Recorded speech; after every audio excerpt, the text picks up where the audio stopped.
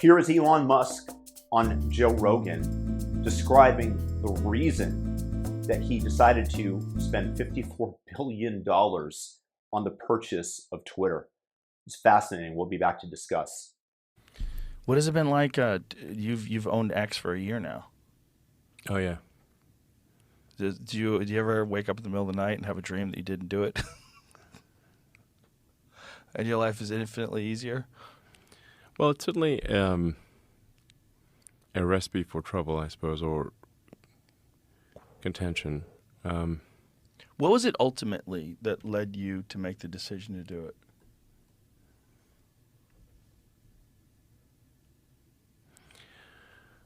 I mean, this is going to sound somewhat melodramatic, but I was worried about that it was having a corrosive effect on civilization.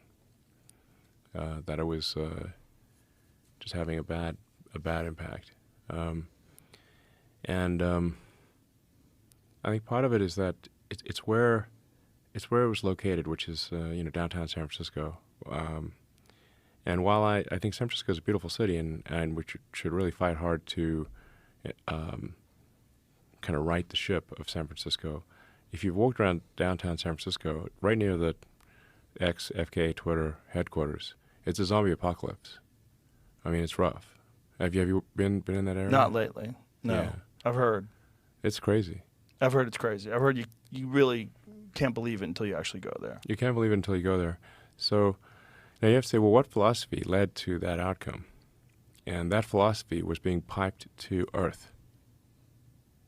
So, a philosophy that would be ordinarily quite niche and geographically constrained, so that the sort of the fallout area would be limited, was effectively given an information weapon,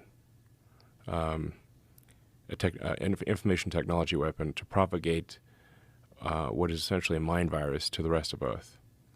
And the outcome of that mind virus is very clear if you walk around the streets of downtown San Francisco.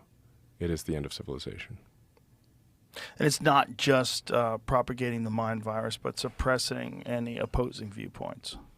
Yes. Well, in order for the virus to propagate, it must suppress opposing viewpoints.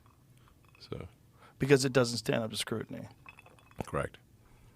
You have to commend Elon for his bravery in standing up for humanity and wanting to stop the woke mind virus. And you see in San Francisco the real effects of the progressive ideals being enacted on the citizens, where if you break into a car and you steal somebody's equipment, their luggage, their passport, there are no repercussions. They even know, because it's been tracked, where a lot of the bags are being hidden, but the police are told to stay out of the area when it was brought to their attention. This was written about on a San Francisco website.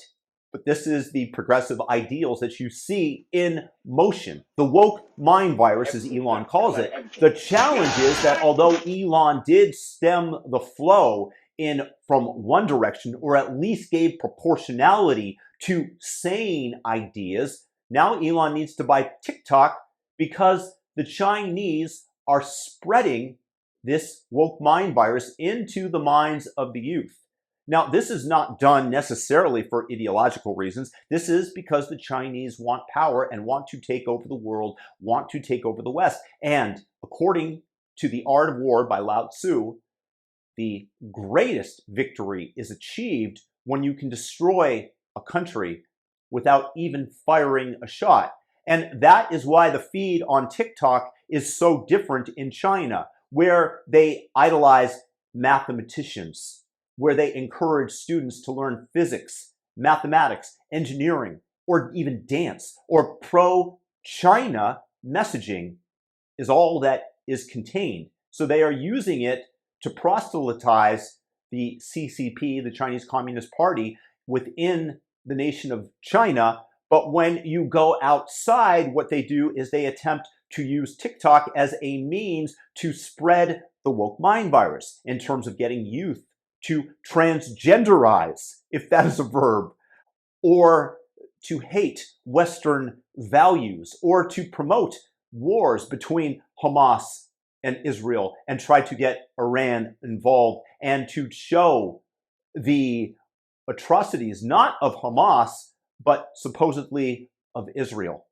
This is what they're doing actively and attempting to divide the nation. So I commend Elon Musk for having the balls, the cojones, to come and stem the flow of the woke mind virus from Twitter.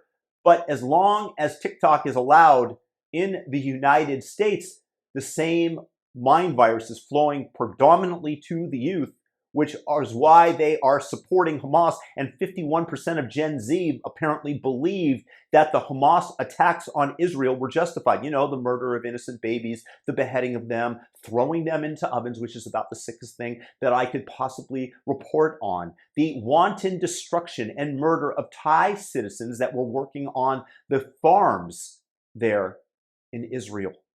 Beheading of them. But this is what is being promoted actively to the youth, to those unfortunate enough to use TikTok, and the US government did not shut it down. I support free speech, but when you have a foreign entity intentionally trying to indoctrinate our youth into this woke mind virus that Elon Musk so aptly described, and the effects of which are going on in San Francisco, are now stemming to the rest of the nation.